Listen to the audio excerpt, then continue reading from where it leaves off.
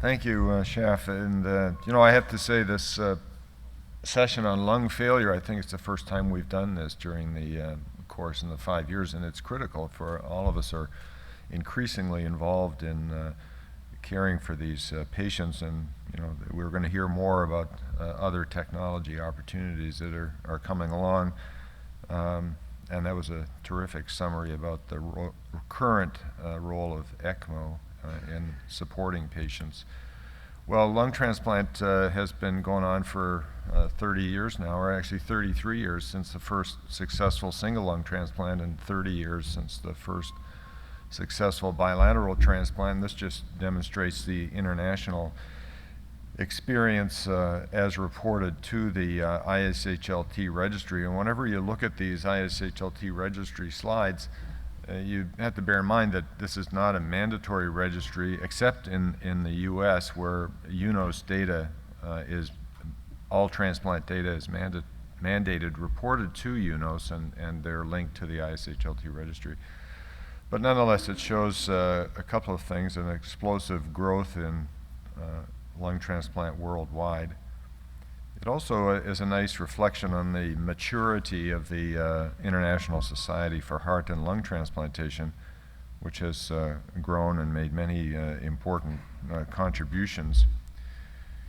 Another interesting thing that has occurred recently is a genuine increase in the number of retransplants performed, particularly in the United States, whereas a number of years ago, the retransplantation was just simply not an option because patients were allocated priority on the waiting list by time only, not by severity of disease.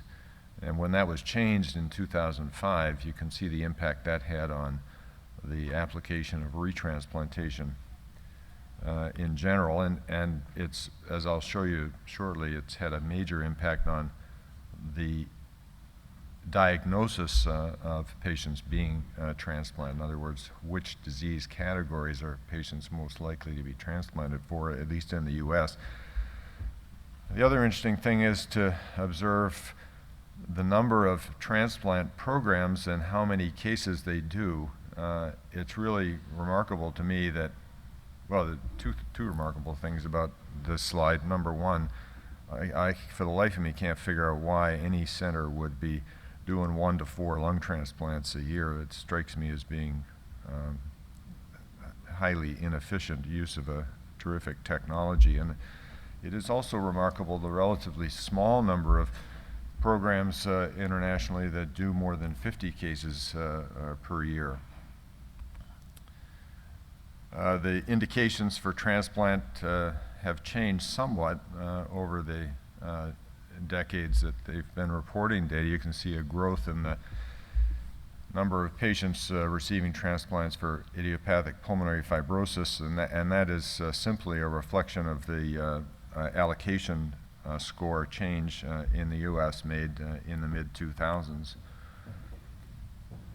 We've known for years that bilateral recipients obtain better long-term survival than single lung recipients, and that's been borne out in multiple international experiences, including our own.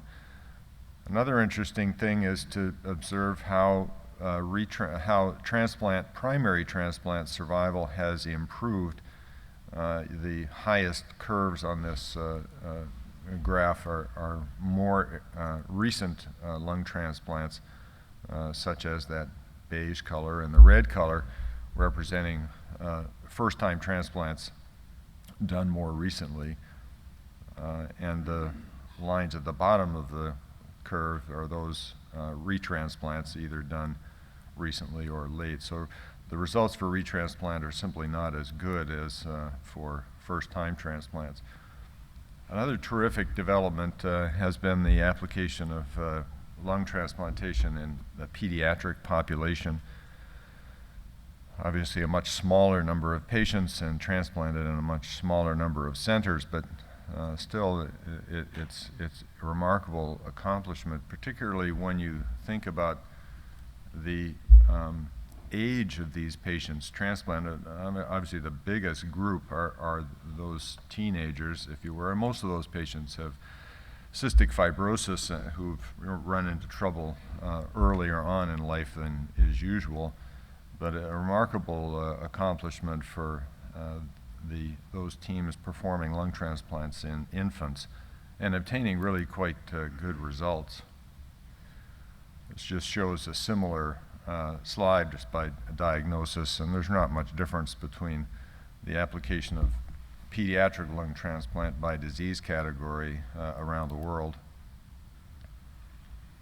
And once again, we see a sizable number of transplant centers performing very few transplants in the pediatric population, and a very small number performing any large number. In fact, in recent years, there's been no center reporting more than 20 pediatric transplants per year.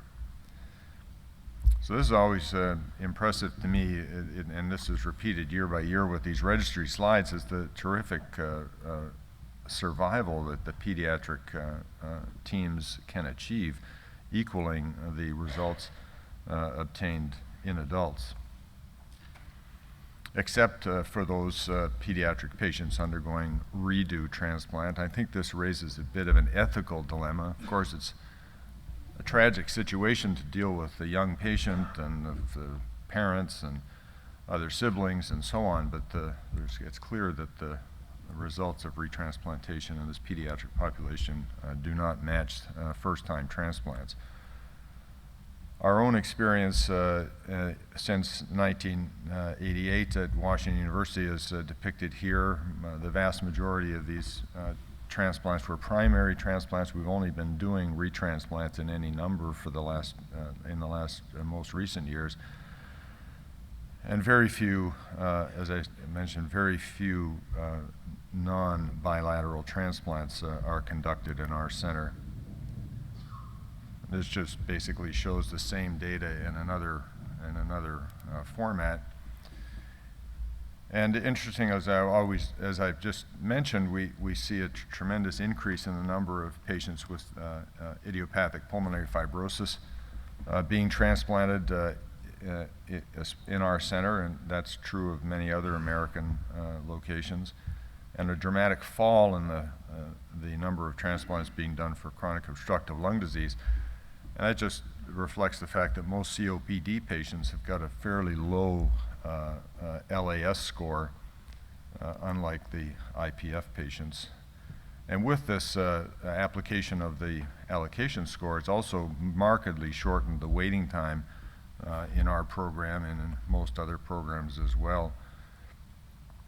So an experience like this creates a number of opportunities and also creates a number of problems. So we now find ourselves with more than 600 living recipients to look after.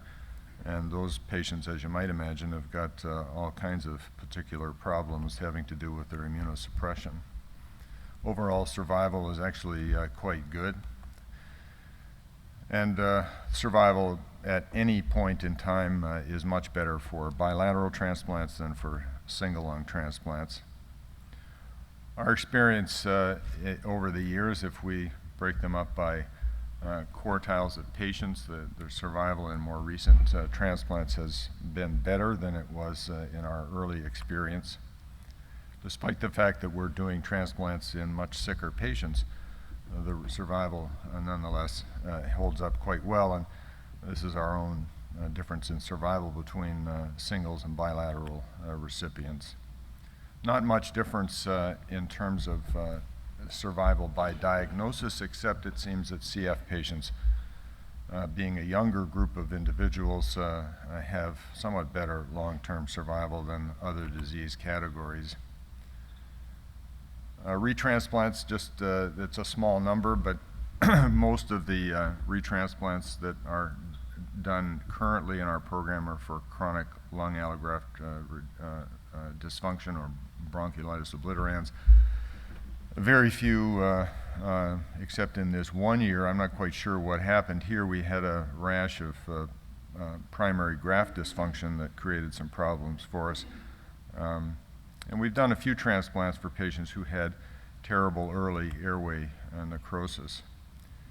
The overall survival has not been too bad, and not as good as the primary cases, but still it's something to be concerned about, and once again raises a bit of an ethical dilemma given the short donor supply.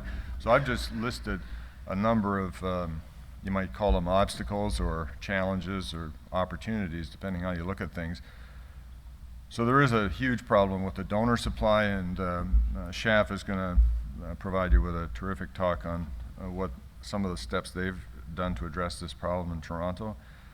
There is data that suggests that marginal donors or extended criteria donors are associated with slightly worse long-term results than ideal donors.